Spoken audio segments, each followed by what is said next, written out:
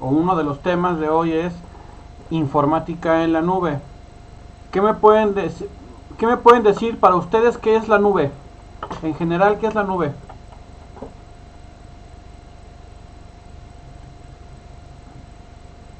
Una base de almacenamiento. Una base o forma de almacenamiento. ¿Alguien más?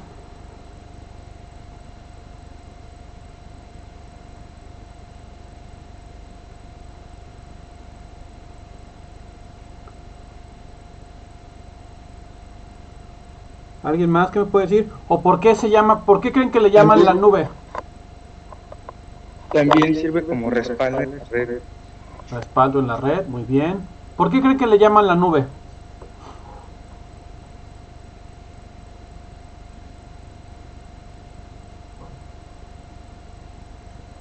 ¿Por qué creen que le pusieron ese nombre?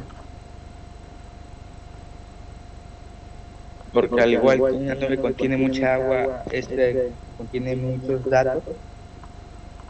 Bueno, en parte sí. Ok. Ahora una pregunta.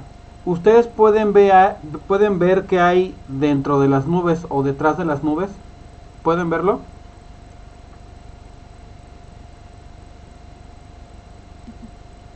Dentro no. No, ¿verdad? No digo, no lo vemos. Ok. Ahora, ¿por qué le llaman la nube? Le llaman la nube, o se le puso el nombre de la nube, porque hace una analogía a las nubes que nosotros conocemos, las nubes que están en el cielo. Ok.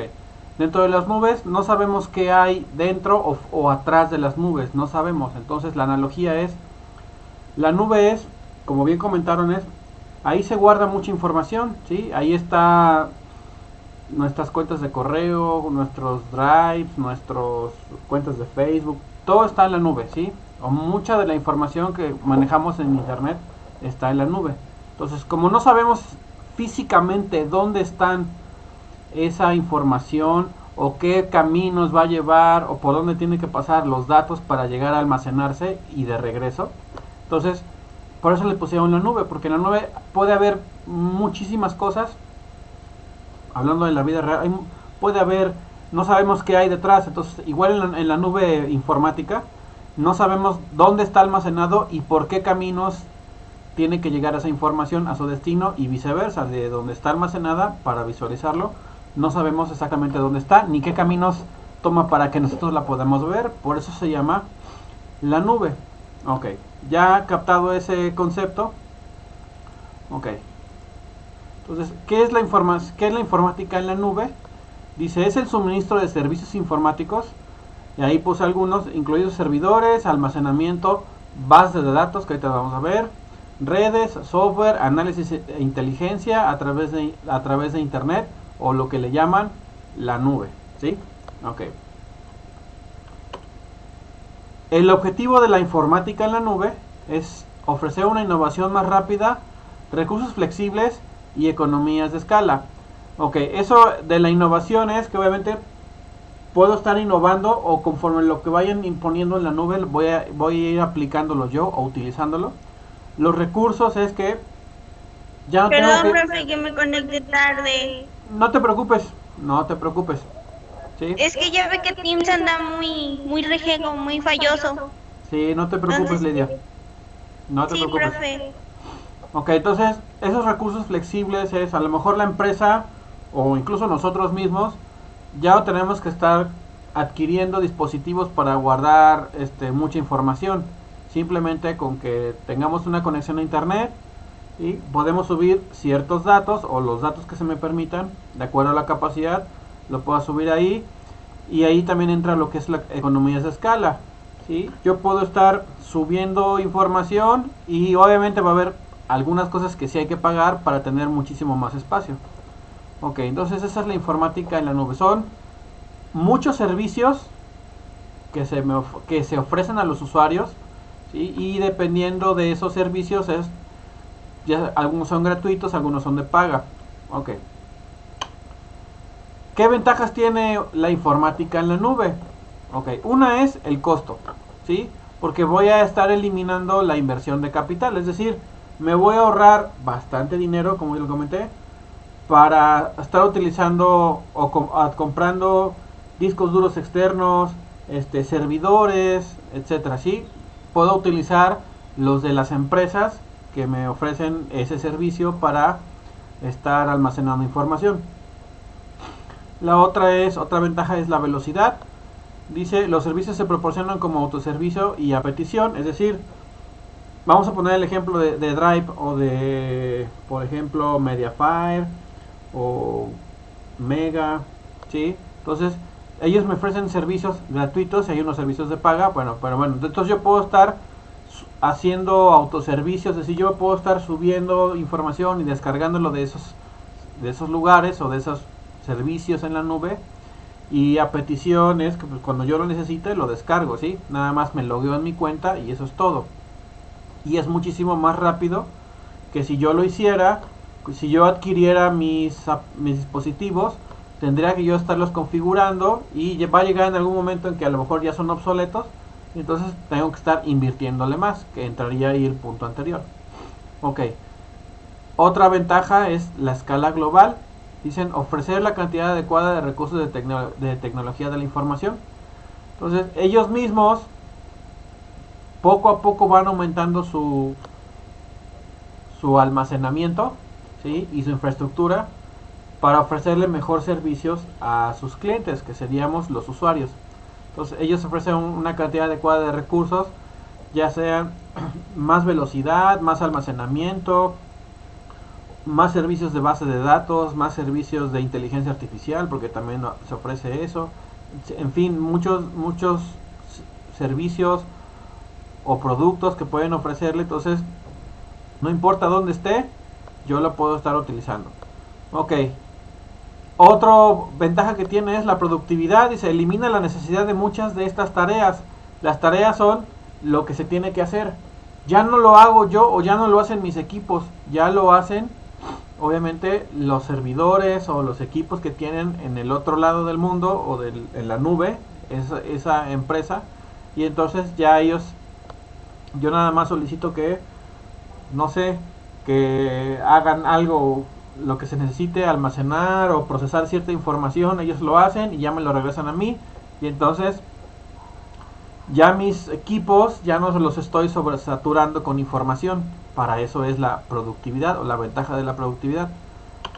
Otro es rendimiento. Otra ventaja, dice, servicios de la nube se ejecutan en una red mundial de centros de datos seguros. Bueno, por ejemplo, Amazon tiene hoy un servicio para procesar datos, ¿sí? Entonces ellos tienen en diferentes partes del mundo, de acuerdo a las regiones, ellos tienen servicios a nivel global. Y entonces ahí nosotros podemos contratar o meter esta información y que ellos la procesen con su información y nos la regresan ya procesada. Okay. Confiabilidad. La informática en la nube facilita y abarata la creación de copias de seguridad de los datos. Okay. Eso está muy sencillo, es de las más sencillas.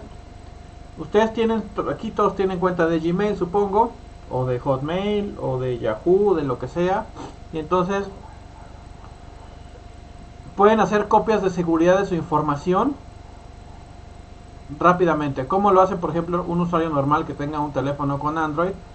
Ya casi siempre todo está configurado o se queda configurado por default, que las fotos, ¿sí?, se guardan automáticamente en Drive de su cuenta.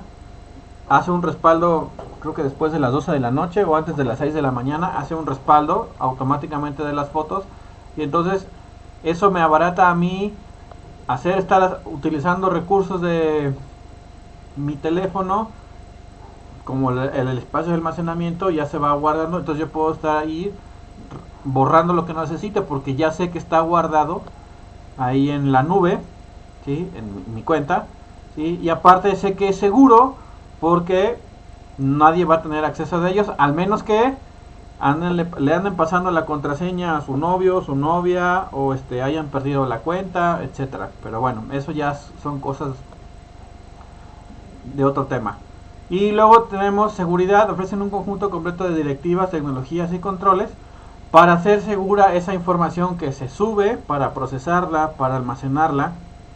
Todo eso tiene que tener seguridad, porque si no tuviera seguridad, ¿qué pasaría si ustedes contratan un servicio para de la nube, ¿qué pasaría si no tuviera seguridad? Pues todo el mundo se metería a tu información, a ver tus datos, no sé, Exacto. tal vez. Y entonces ya no sería seguro y entonces dices, no, pues yo me voy de aquí porque aquí se andan robando la información, ¿sí? Entonces tienen que ser seguros. De hecho, todos los sistemas de la nube son seguros.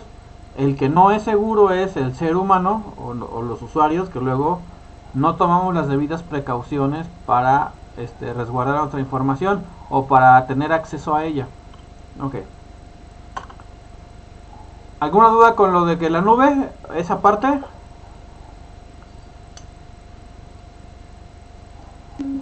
No, profe. Ok, bueno. Hay tres tipos de informática en la nube, o tres tipos de nubes, si lo quieren ver así. Hay una que es pública, privada y una que es híbrida, que es una combinación de ambas. Ok. Entonces ahorita vamos a ver la nube pública. Dice, la nube pública son gestionadas por empresas prestadoras de servicios. Dice, se atienden a una pluralidad y utilización de servidores, de sistemas de almacenamiento y otras infraestructuras que se utilizan de forma compartida. Es decir, ellos, cuando nosotros creamos nuestra cuenta, tienen una parte gratuita. De hecho ahí puse Drive, Dropbox, Box, Amazon,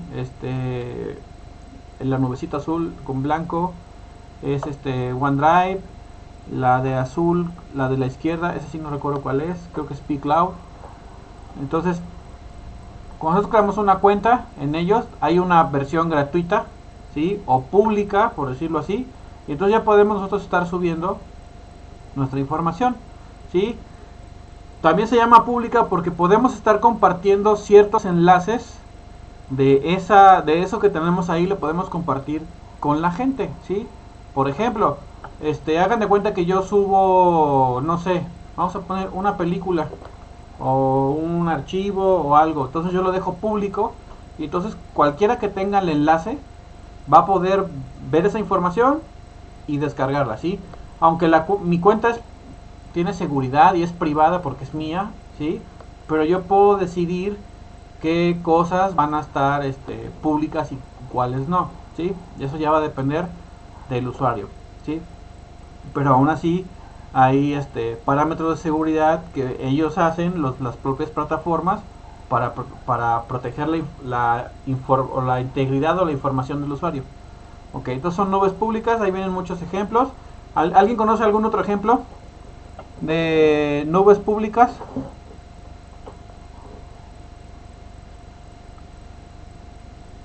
Que utilicen.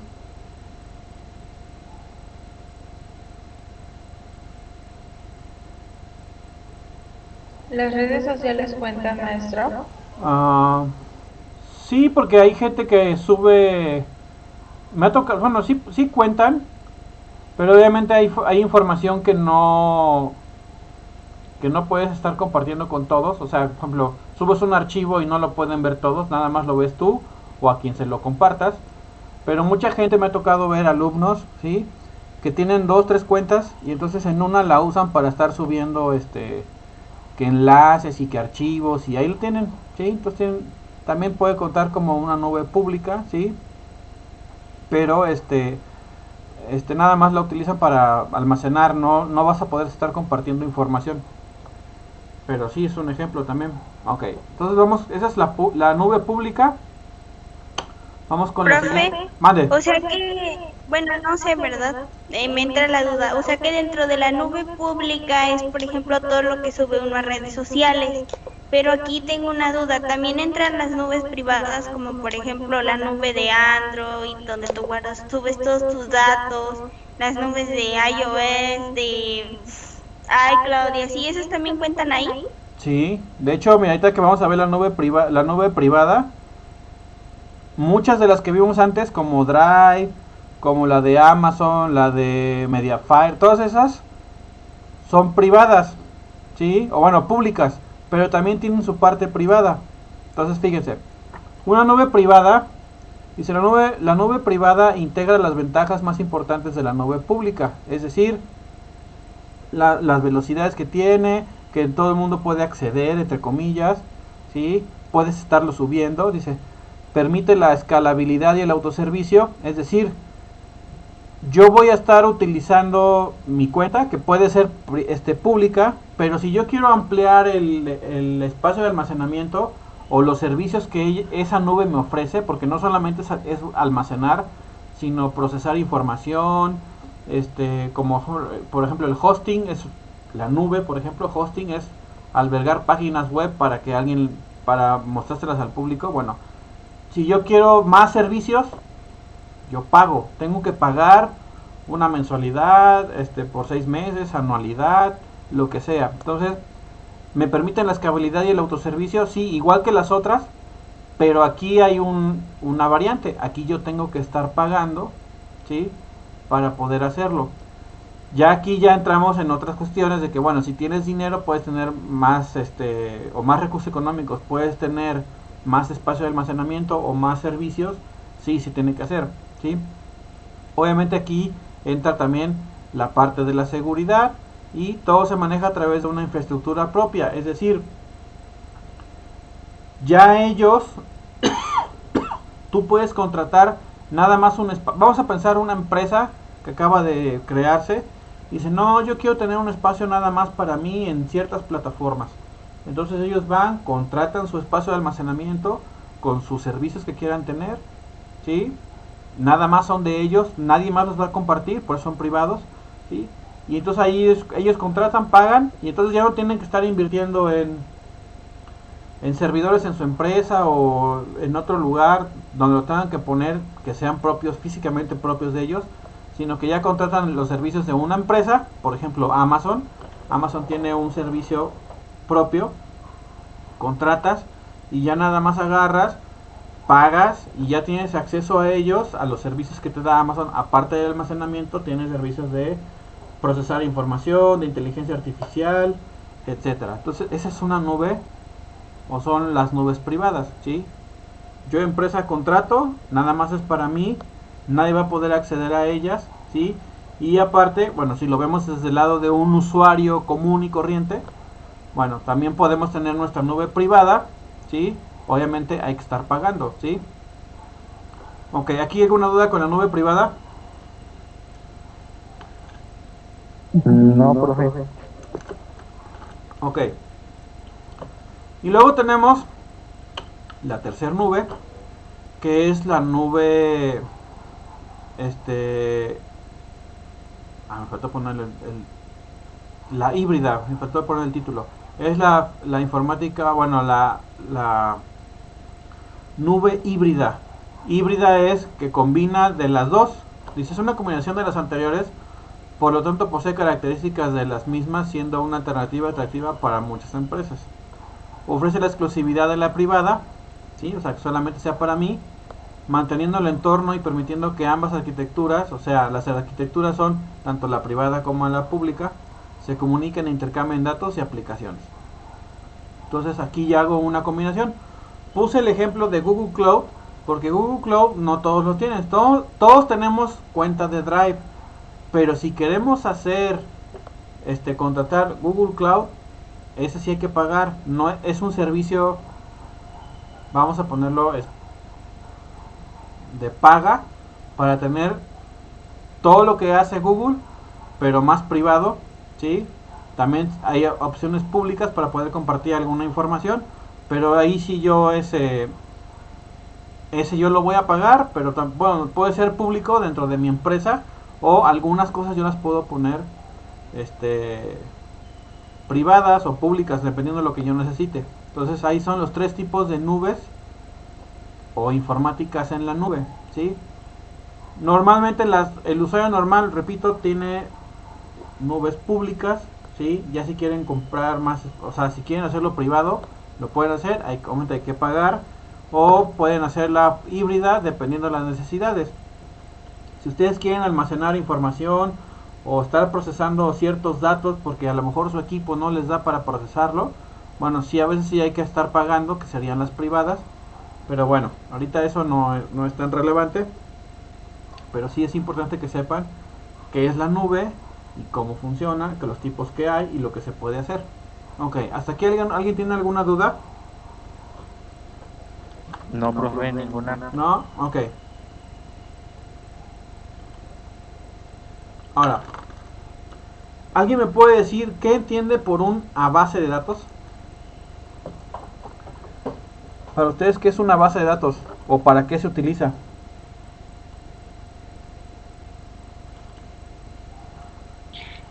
Como para guardar tus archivos, Ajá, como si fuera una nube donde tú pones como todo y ahí lo guardas, ok. algo así.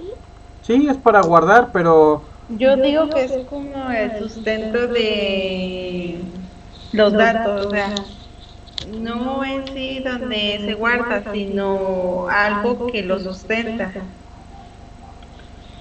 A ver, ¿sustenta en qué sentido?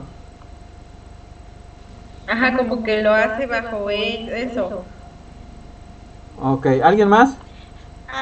También otra base de datos a mí se me figura como, por ejemplo, como donde pones todos los datos de algo, como Ok. si fuera una carpeta con muchos documentos, algo así, pero no sé, Ajá. en un teléfono, pues digamos que base de datos.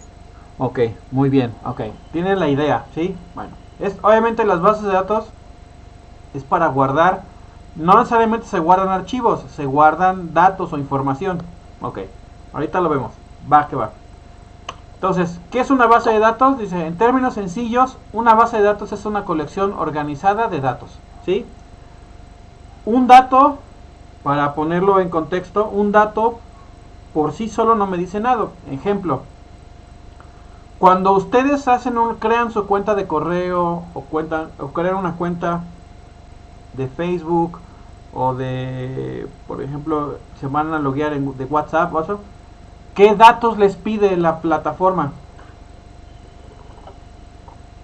Mi correo y mi contraseña, ¿no? Correo, contraseña, ¿qué otro dato te pide?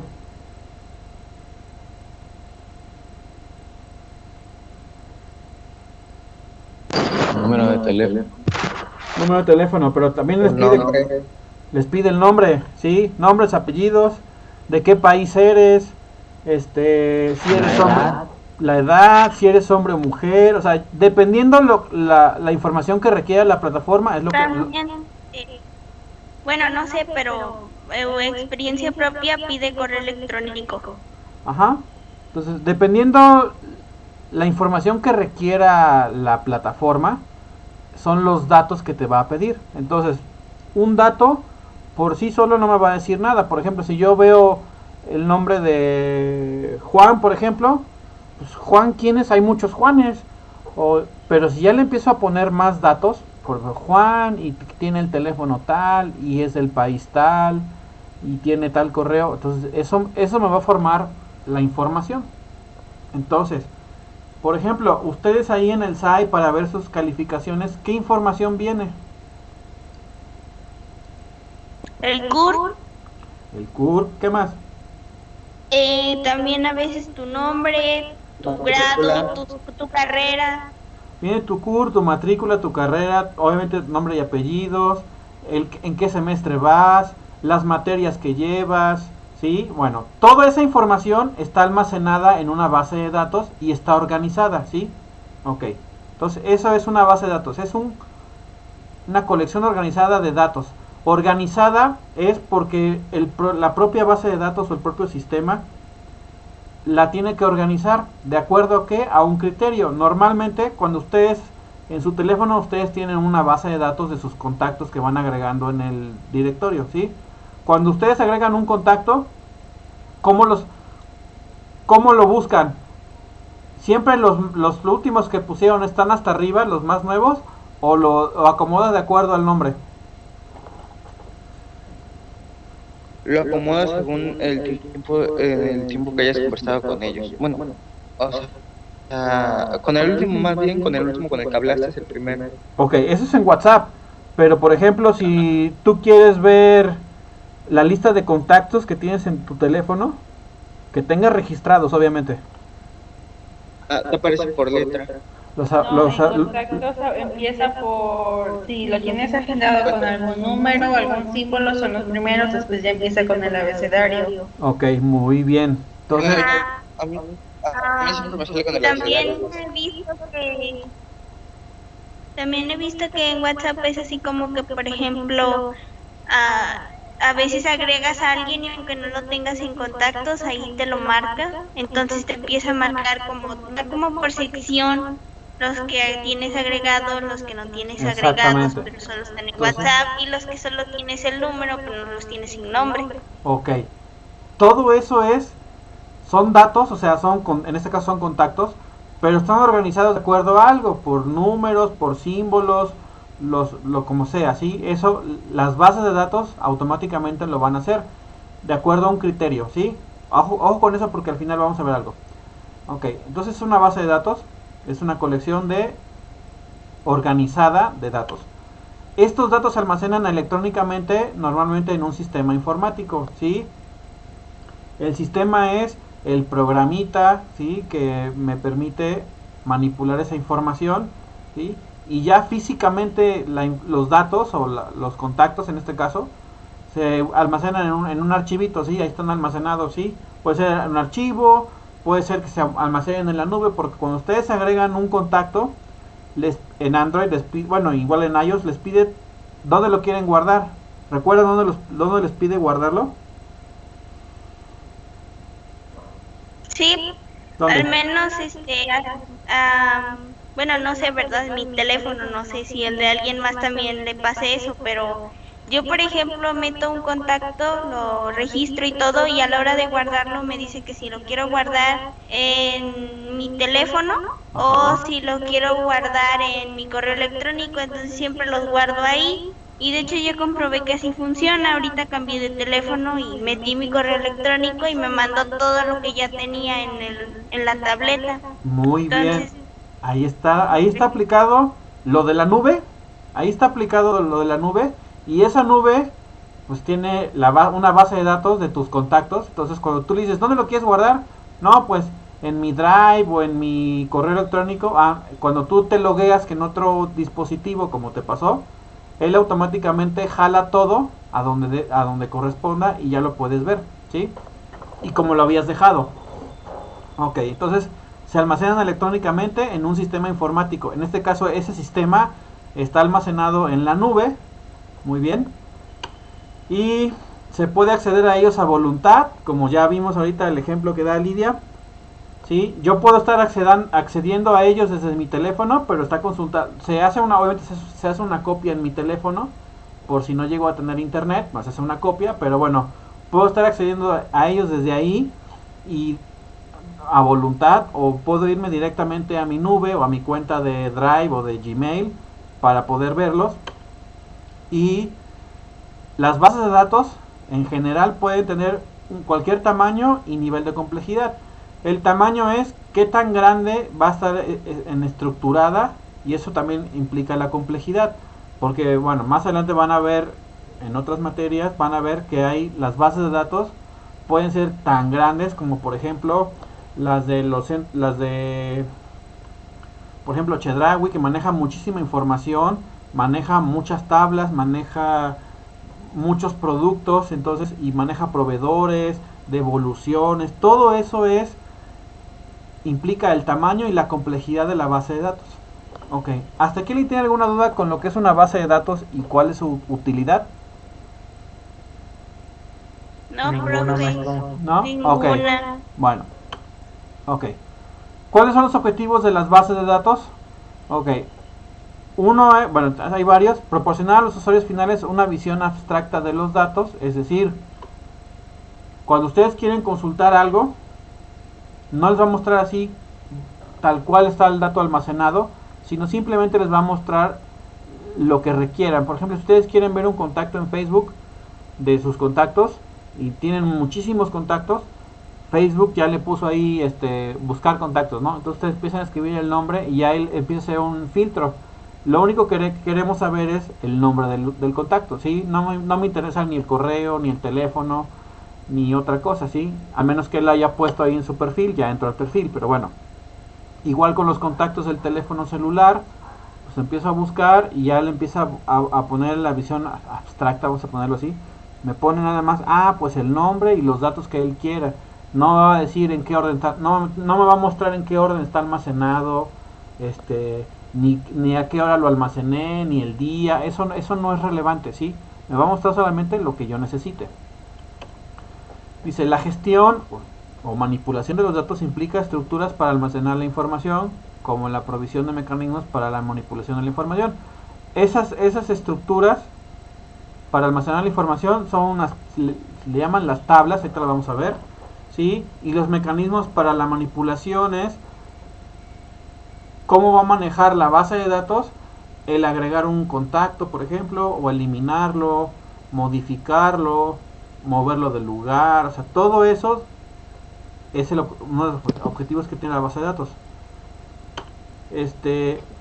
Los sistemas de datos, los sistemas de base de datos deben proporcionar la fiabilidad de la información almacenada, a pesar de las caídas del sistema o los intentos de acceso sin autorización.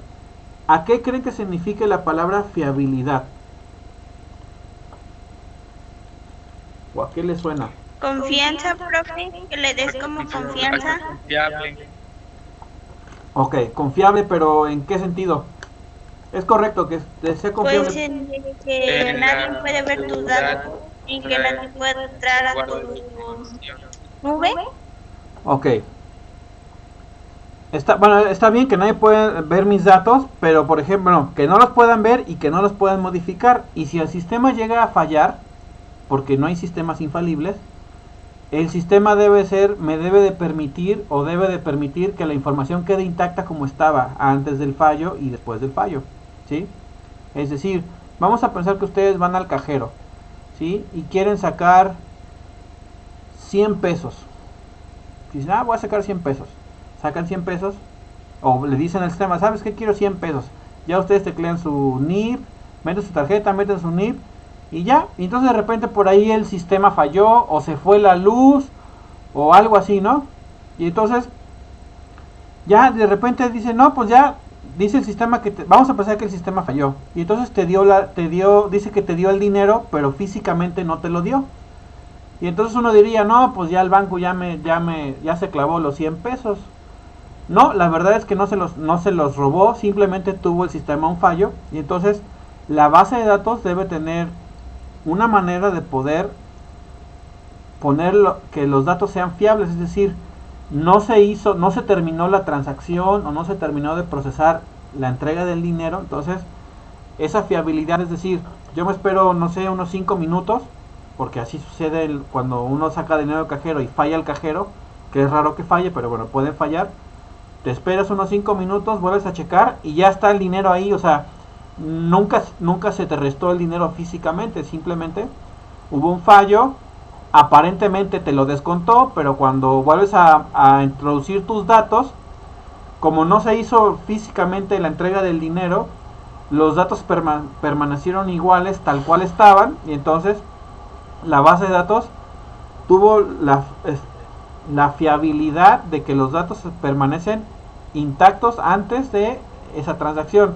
Ya si se los hubiera entregado los 100 pesos, ahí sí, él hubiera hecho el cambio, y después de que pasa, ya que te los entregó y ya cerraste la sesión o ya terminaste de procesar esa operación, lo que hace es que si tú vuelves a checar otra vez la información de tu cuenta, va a decir ahí que ya no tienes, o ya no están los 100 pesos, ya se los quitó, ¿sí? Entonces los datos almacenados siguen siendo fiables, ahí están, a pesar de que hubiera fallos, la información sigue estando ahí tal cual estaba, ¿sí?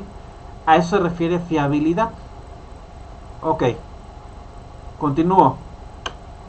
Ahora, las bases de datos tienen unos elementos que las conforman, ¿sí? Esos elementos que voy a mostrar son en general, ¿sí? Ya no me voy a meter a Access porque no tiene que ver con la materia, pero bueno, en general las bases de datos tienen estos elementos. Ese es un ejemplo de una tablita donde está la información.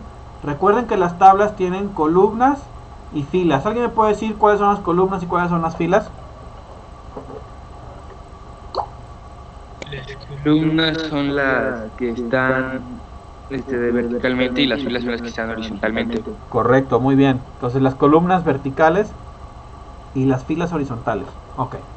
Es una tabla, eso está hecho en Excel o en Excel o en Access, como quieran. Sí se puede hacer así. Bueno, ahora, en bases de datos ya tienen otro concepto, ¿sí? Se manejan otros conceptos diferentes, pero hacen alusión a lo mismo. Ok, entonces, el primer elemento básico que tiene una base de datos, donde realmente se guarda la información, le llaman las tablas de datos, ¿sí? Ahí es donde realmente se guardan la información.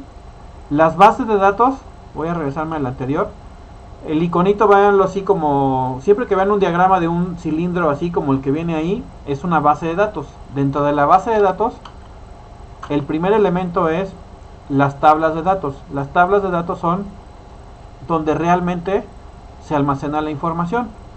¿Cuántas tablas puede tener una base de datos?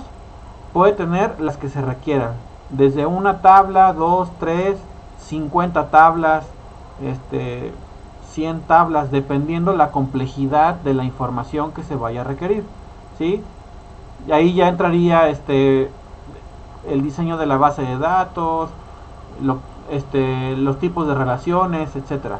Bueno, otro elemento que tiene las tablas son los campos, ¿sí?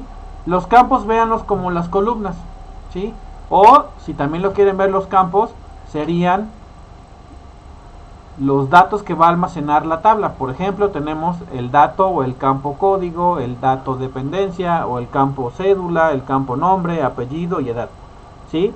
Esos son los campos. En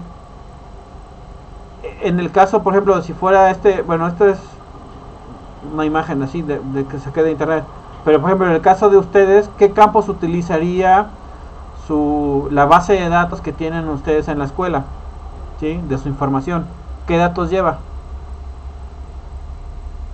Pues nuestro nombre, la matrícula, el CURP, el grado, la carrera, Exacto. el semestre y el turno. creo que el turno, también los datos de nuestros papás, número de teléfono de nosotros, Todo eso, todos esos. dirección.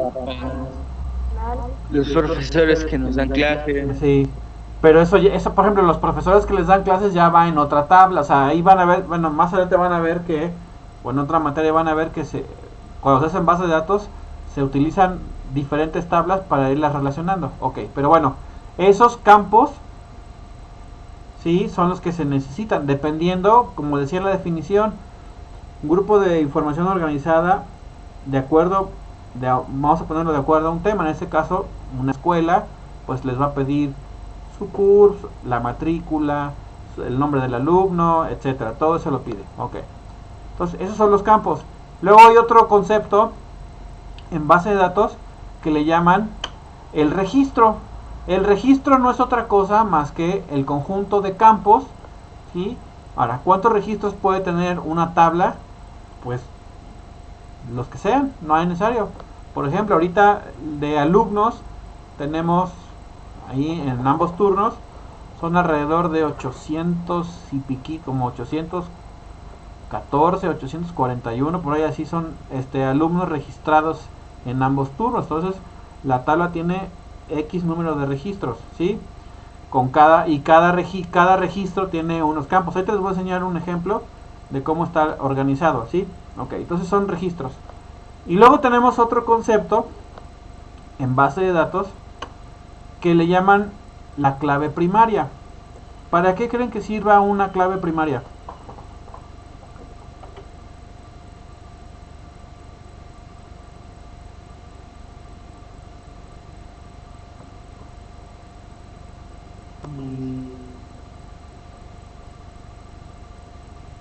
¿Para qué creen que sirva?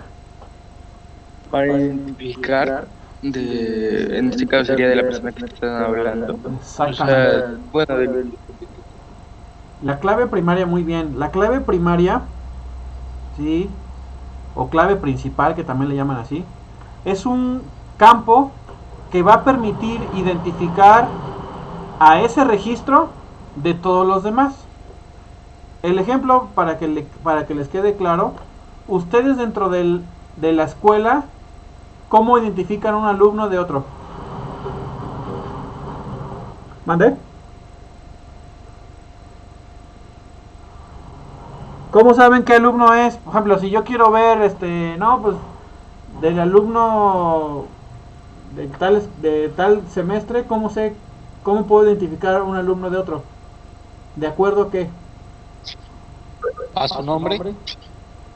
Hay gente que se puede llamar igual y con el mismo apellido.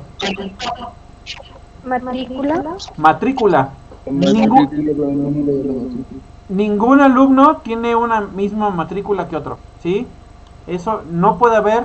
O sea, si ustedes quieren ver su matrícula y saber, y no hay otro alumno que tenga una igualita a la de ustedes, porque si no ahí ahí habría un conflicto. Imagínense que hay dos alumnos con la misma matrícula, ¿sí? Y entonces uno saca 10 y el otro reprueba. Y entonces cuando sacaran las boletas, por ejemplo, por ahí podría haber un error. Entonces el que sacó 10 reprobó, o aparece reprobado en la boleta, y el que reprobó aparece que aprobó con 10. Y entonces había, si yo sí estudié y saqué 10 y resulta que reprobé. Bueno, entonces la clave primaria sirve para identificar y para ordenar, porque también sirve para ordenar o organizar los registros dentro de una tabla, ¿sí? No todas las tablas van a llevar una clave primaria, normalmente sí la llevan, ¿sí? Pero ese es el objetivo de la clave primaria, es identificar. ¿Dónde podemos ver otro ejemplo de clave primaria? Por ejemplo, el CURP. El CURP, no hay ningún ciudadano aquí en México que tenga un CURP igualito a otro, ¿sí? Anteriormente existía el RFC, no sé si lo han escuchado de él. El RFC es el Registro Federal de Contribuyentes. Y antes del CURP era la única forma de decir, no, pues con ese yo ya sé qué ciudadano es. Pero entonces empezó a haber algunos problemas porque había personas que tenían RFCs igualitos, y entonces ahí había problemas legales, problemas de embargos y de dinero, y bueno. Y entonces después, ¿qué se le ocurrió al gobierno de México? Pues vamos a hacer el CURP, que se llama... ¿qué significa CURP, saben? ¿Qué significa CURP? ¿Alguien sabe la definición de las siglas CURP?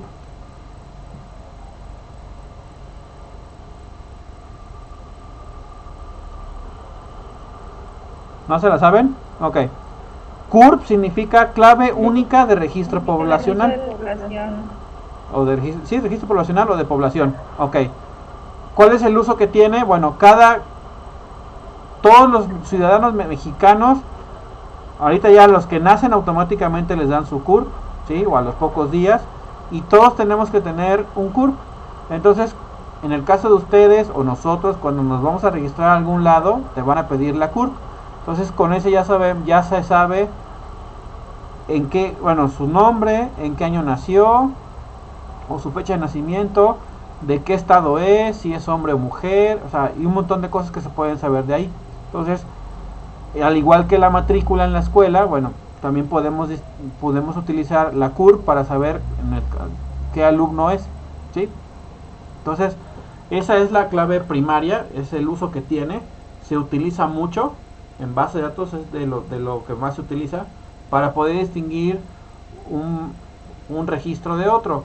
Otro ejemplo donde lo podemos ver, por ejemplo, si ustedes van al súper y agarran cualquier producto, si ustedes escanean el código de barras, ese código de barras es la clave primaria de ese producto. Entonces ustedes agarran un producto, lo pasan por el checador de precios y les va a decir tal, ¿sí? Entonces, y ahí entonces lo que hace es que el checador de precios va y revisa ese código, va y lo busca en la base de datos y les va a regresar, no, pues el producto es este, ¿sí? Ok. Y luego ya para terminar tenemos algo que se llama los sistemas gestores de base de datos. Los sistemas gestores de base de datos Bueno, esos son programas, ¿sí?, que se encargan de gestionar adecuadamente los datos, ¿sí?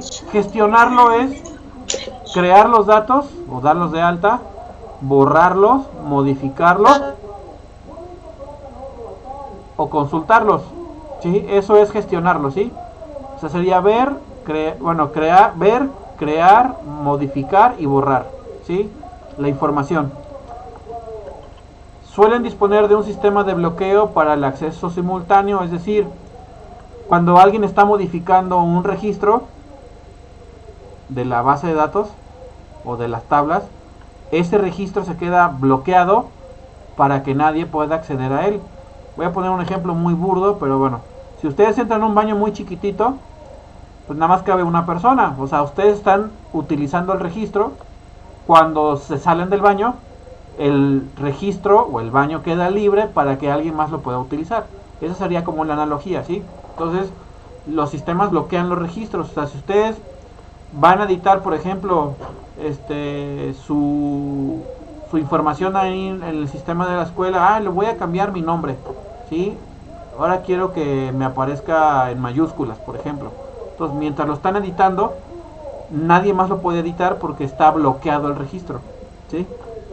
Eso es parte de lo que hacen los sistemas y realizan eficientes almacenamientos de los datos, es decir, ellos son los que realmente me permiten almacenar o guardar la información en la base de datos o donde se tenga que almacenar. En el caso de hace rato del celular, nosotros no lo vemos, ¿sí? Pero el programita, o sea, el programa para guardar los datos, él hace esas operaciones, él va y pregunta, ¿ya está este registro? No, no está. Bueno, guárdalo. Entonces ya lo guardamos ahí y se almacena en la nube y ya se quedó guardado. ¿Sí? Hacen esos procesos. En la imagen que ven ahí al lado derecho, entonces tenemos los cilindros que serían las bases o la base de datos. Luego tenemos en medio el sistema gestor, que es el programa que me permite manipular o gestionar los datos. Y luego tenemos el usuario. Entonces, si ustedes quieren agregar un registro a un contacto, entonces ustedes van, buscan la aplicación, agregar un contacto, ponen los datos y entonces el programita, los que están en medio, son los encargados de ir y hacer esa operación en las tablas o en la base de datos, y una vez que terminó les avisa que ya quedó con éxito. O sea, el programita del medio les avisa, ¿sabes qué? Ya quedó. Igual si quieren consultar un contacto, hacen lo mismo, ustedes van, teclean el usuario que quieren ver, él hace la búsqueda, va, busca y si la encuentra, le va a decir, la base de datos le va a decir, ya la encontré, y entonces él les va a decir, el programita del medio les va a decir, ¿sabes qué? Aquí está lo que tú me estás consultando. Así funcionan las bases de datos, tanto de manera local como de manera en línea, ¿sí? Así es como es el funcionamiento de la base de datos. Ok, ¿alguien tiene alguna duda?